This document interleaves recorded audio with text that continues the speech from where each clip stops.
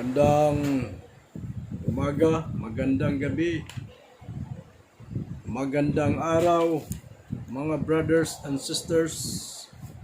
Ngayon po ay magkita-kita na naman tayo sa pag-aaral ng salita ng Panginoon. Roman Catholic Church, mabuhay po tayong lahat.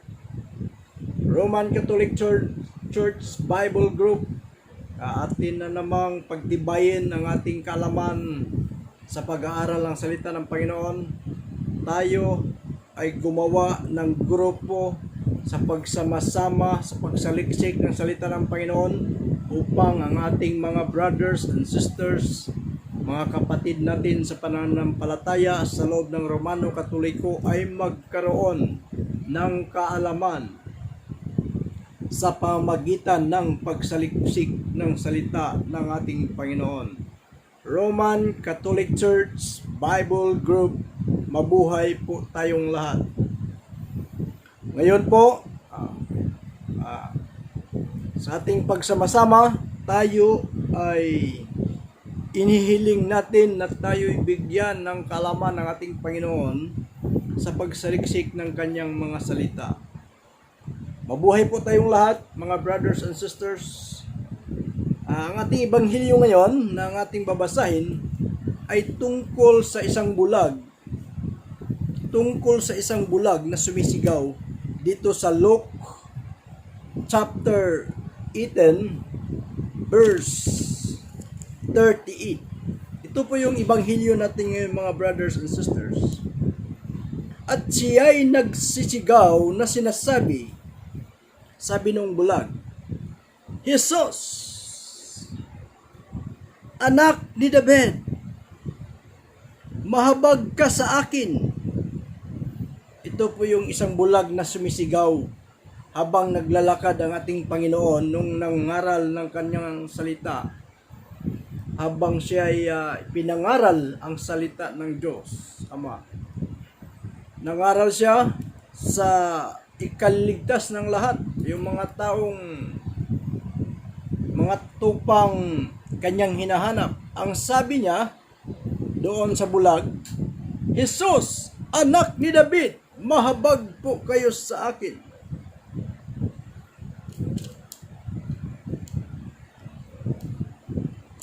At siya'y, sa 39, continue, at siya'y sinaway ng nangasaunahan upang siya'y tumahimik, datapwat siya'y lalong nagsisigaw, ikaw na anak ni David, mahabag ka sa akin. Magandang balita po ito, mga brothers and sisters. At si Jesus ay tumigil sa verse 40 at ipinag-utos na dalhin siya sa kanya, at nang lumapit siya ay tinatanong niya sa 41, anong ibig mo na sa iyo'y gawin ko? At sinabi niya, Panginoon, natatanggapin ko ang aking paningin. At sinabi sa kanya ni Jesus, tanggapin mo ang iyong paningin, pinagaling ka na ng pananampalataya mo. Mga brothers and sisters, ito po yung ating ebanghelyo ngayon. Lucas chapter 18 verse 38 to 41, 42, 43 hanggang 43, 38 to 43 sa verse. Ito yung pagpapagaling ng ating Panginoon doon sa bulag, yung pagtitiwala niya sa kanyang panalangin. Ano ang ibig mo? Ano yun ang sabi ng Panginoong Hesus? Ang ibig ko yung aking paningin. Bawat kalakasan ng ating pananampalataya ay nakakagaling, mga brothers and sisters. Ano ang ibig mo? Ngayon, kung nandyan ka nakaratay ngayon sa ospital, sa pamamahay mo, hilingin mo sa Panginoon. Sabihin mo, Jesus, anak ni David, mahabag po kayo sa akin. Kayo po'y pinapagaling ng ating Panginoon. sa lahat po ng mga nagdusa ngayon, yung proteksyon natin sa Panginoon sa mga panahon ngayon na kailangan nating proteksyonan ang ating sarili sa pamamagitan ng mga virus. Dapat yung ating pananampalataya ay laging nandyan, palagi nakaantabay sa ating sarili upang yung mga masasamang virus na nagsiwalat ng mga masasamang hangin ngayon, na kung wala ang Panginoon sa ating katawan, sa ating puso, sa ating isipan, tayo po ay dadapuan ng mga masasamang virus sa pamamagitan ng hangin. Brothers and sisters, ito yung katanungan. Jesus, anak ni David, mahabag po kayo sa akin. Sino ba to si Jesus? Saan nagmula? Bakit sinabi Jesus, anak ni David? At talagang tama naman ang sinabi, sapagkat doon sa Old Testament, ipinangako na doon sa Old Testament na isisilang ang magiging hari doon sa tribes ni David, sa lahi ni David. Doon sa Chronicles 17:1-27, God promised to David will always have a son on the throne of Judah. So ito yung son of Judah. Ito yung magiging tribes ng Judah. Si David ay tribes ng Judah, na magkakaroon siya ng tribes na ipanganak yung kanyang lahi, na magkakaroon ng lahi doon sa lahi ni David, na si David ay mula sa lahi ng mga Judah. So, yung Judah, ito ay pinagmulan sa lahi ng mga 12 tribes. Ano ba yung 12 tribes? Ito yung mga anak ni Jacob, na ang anak ni Jacob ay ito yung tinatawag na 12 tribes of Israel. Ito yung mga the 12 tribes, ito yung mga anak ni Jacob na tinawag na Israel. Si Jacob, binago ang kanyang pangalan ng Diyos. Ito yung mga anak ni Jacob. Si Judah, number 1. Number 2, si Reuben. Number 3, si Simeon. Number 4, si Levi. Number 5, si Zebulon. Number 6, si Issachar. Number 7, si Dan. Number 8, si Gad. Number 9, si Asher. Number 10, si Naphtali. Number 11 is si Manasseh. Number 12 is si Benjamin. So, ito yung magiging tribes. Ito yung mga unang ninuno na ipinanganak ni Jacob, na mga 12 anak. 12 anak ni Jacob na siyang tinatawag na 12 tribes, mga brothers and sisters. Jesus Christ ay isa sa mga lahi na anak ni Jacob, sa lipi ni Judah, doon sa mga kaapu-apuhan ni Judah, na ang tinatawag ay si David. At ang tribes ni David sa mga kaapu-apuhan, nangako ang Diyos na isisilang niya ang lahi ni David sa tribes ni Judah, at ito'y tinatawag na si Jesus na magiging hari magpakailanman.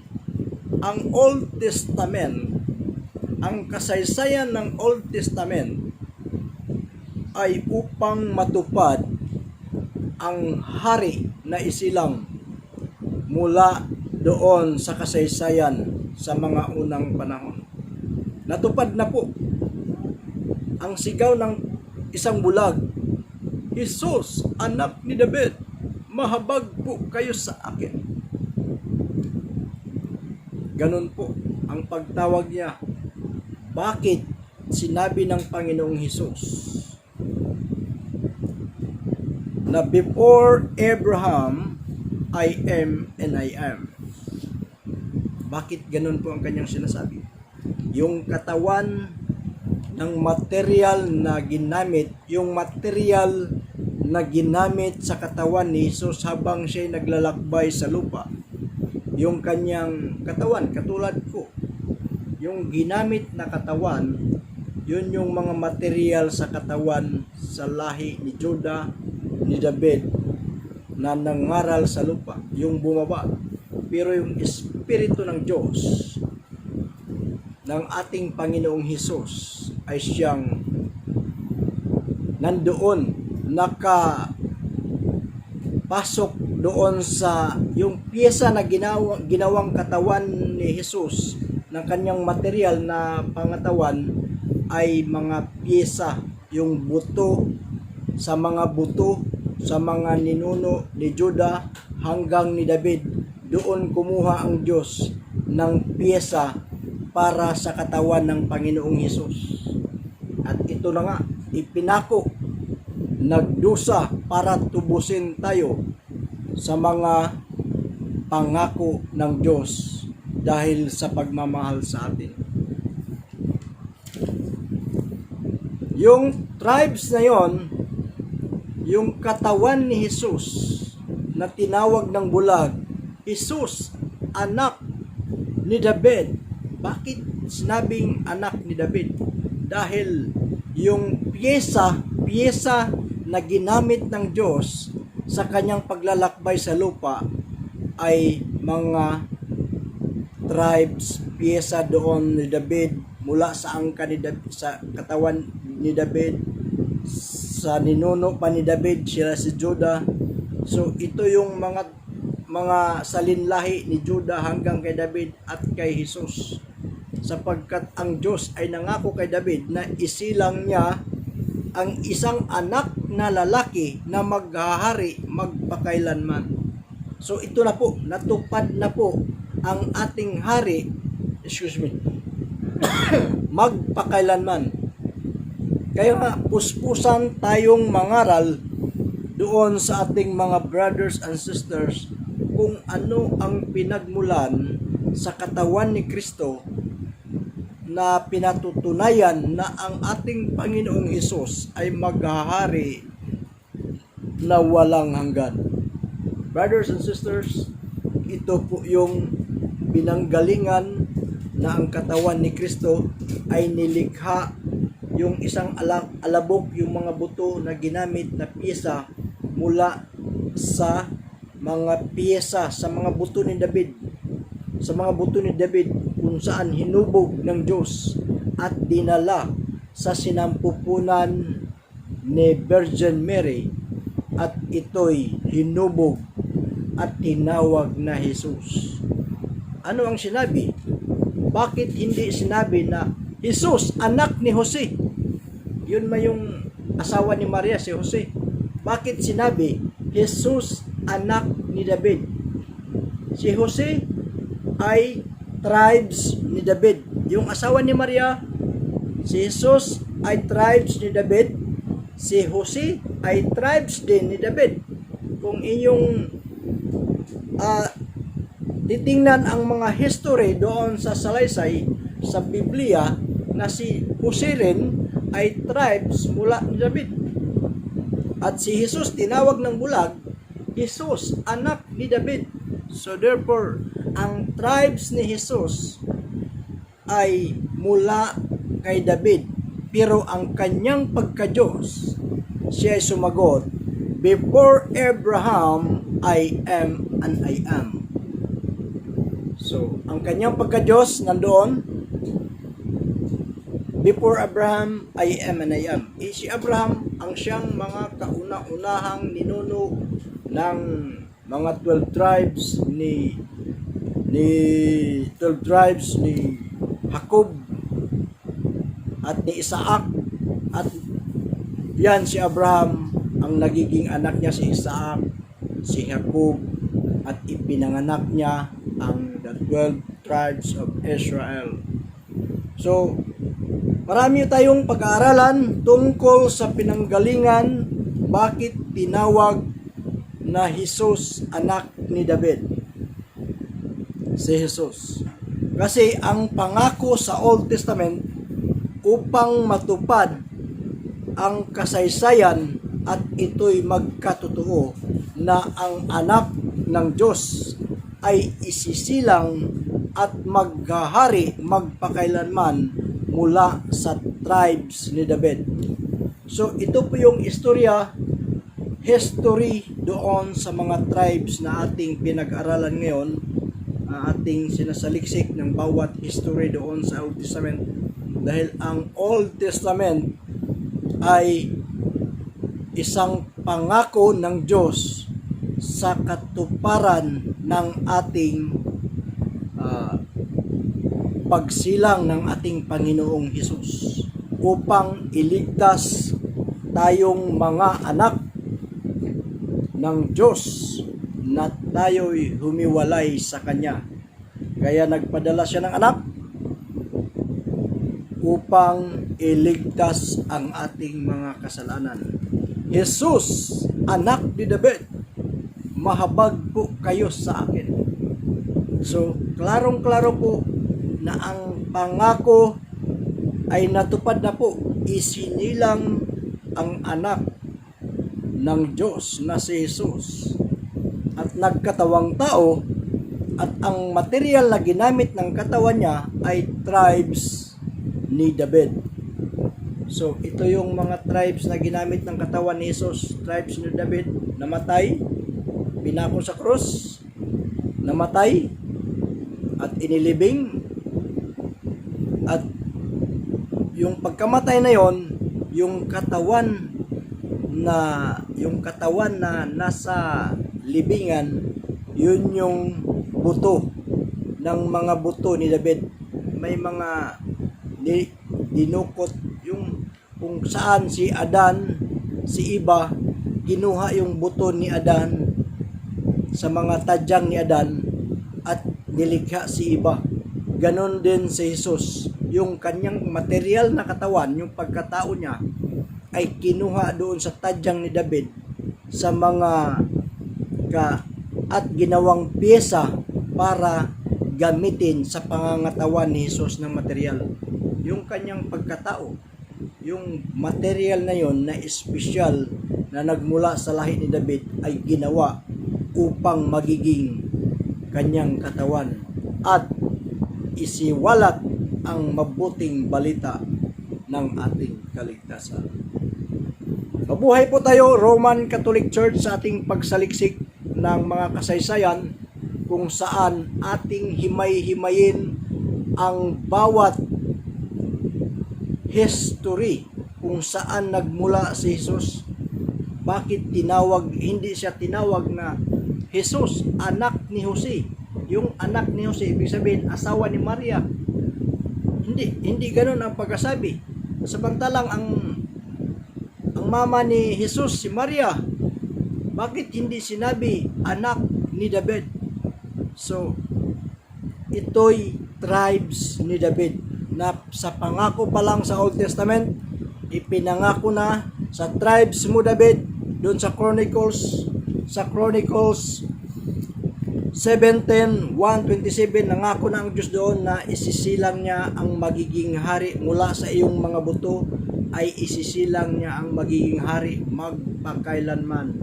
Yun po ang ating kaligtasan, na siyang naghawak ng ating buhay ngayon, na siyang kontrol ng lahat ng pangangailangan natin, lahat ng anuman ang iyong problema, pagsubok na iyong kinakaharap, dapat nating mararanasan. Dahil ang Panginoong Hesus nga ay dumaan din sa mga pagsubok bilang isang modelo sa bawat isa sa atin. Bawat pagsubok ay nagkaroon tayo ng kalakasan.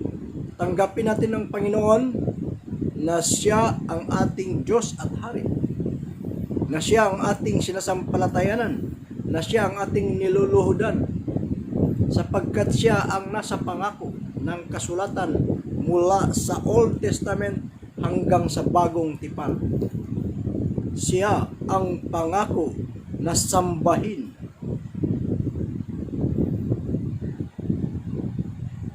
Maraming salamat at ito sana na naway nakatulong tayo sa mga kaunting pagsaliksik sa bawat kaalaman na ipinagkaloob ng ating Panginoon ngayon.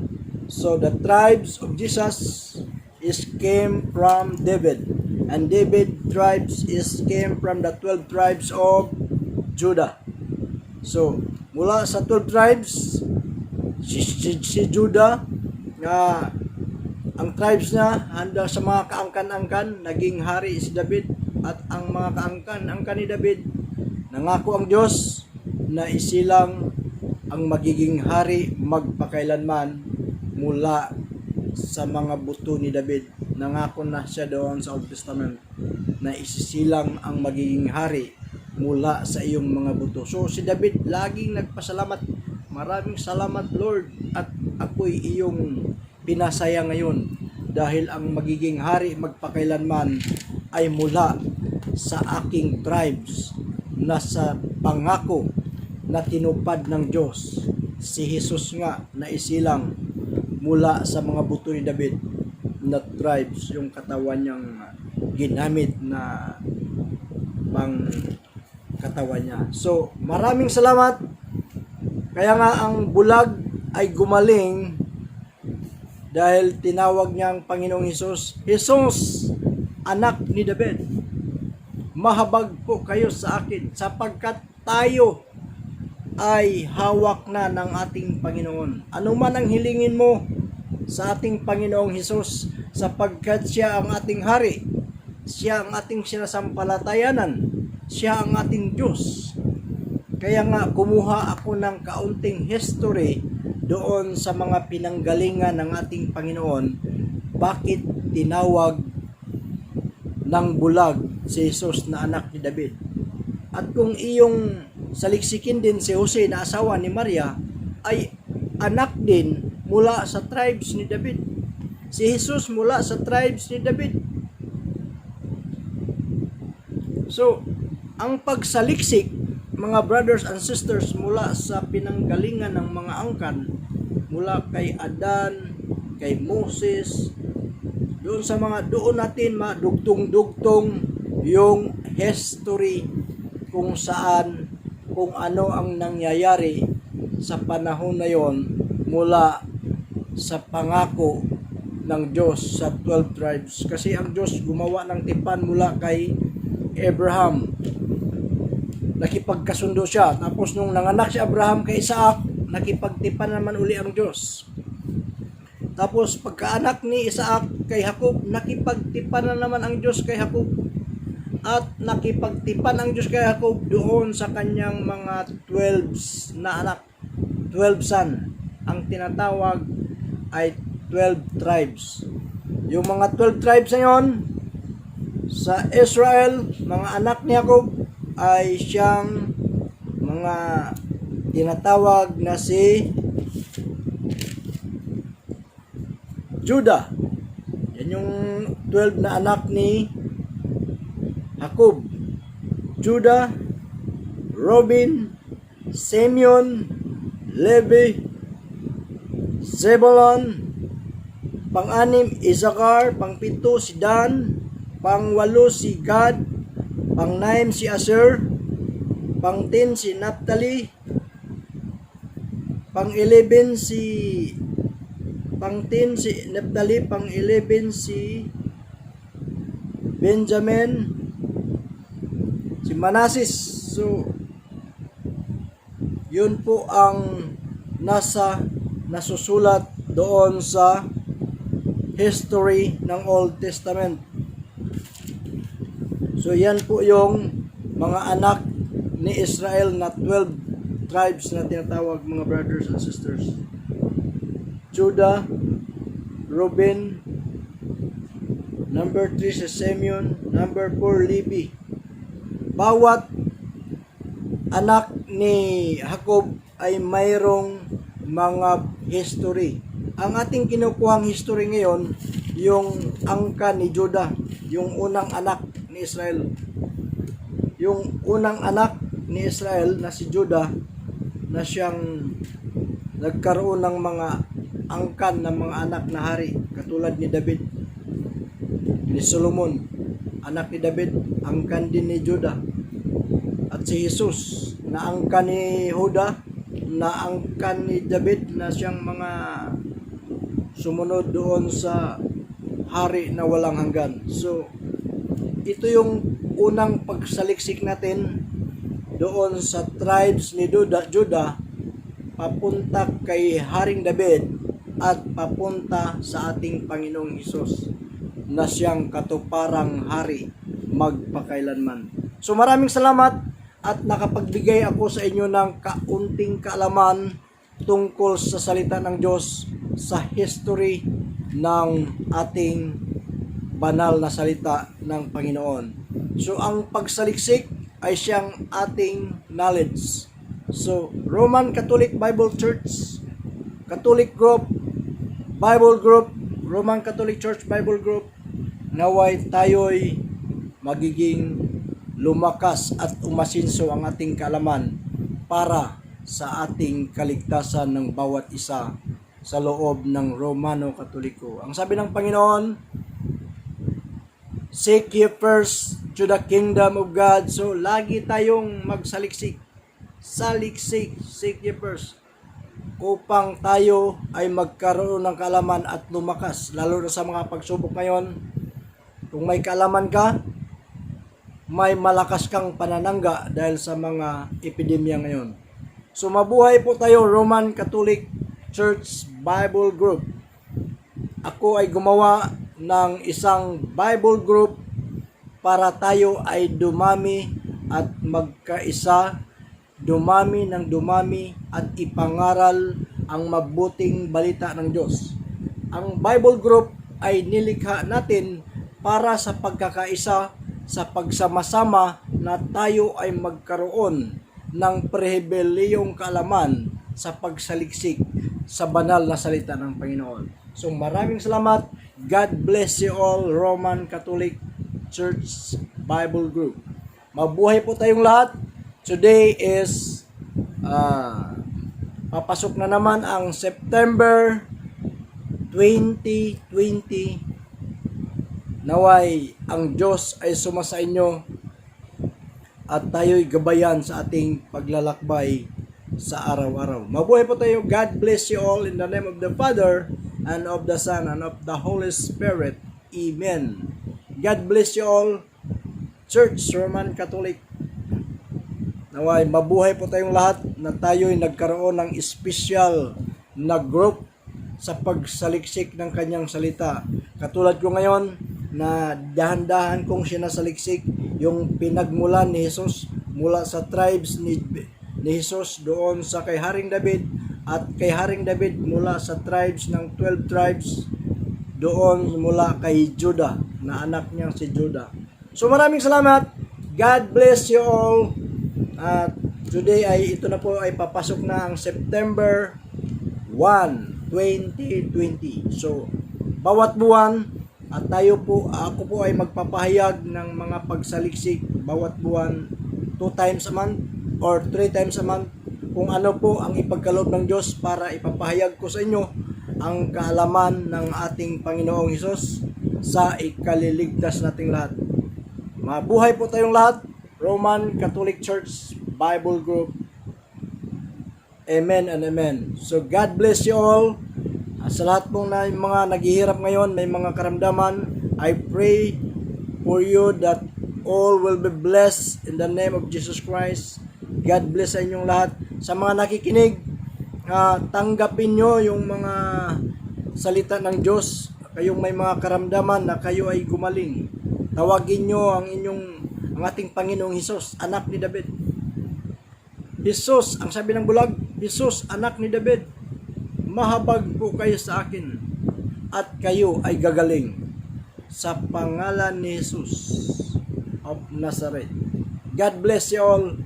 Mabuhay po tayong lahat, Roman Catholic Church Bible Group. Bye-bye. God bless you In the name of the Father, and of the Son, of the Holy Spirit. Amen.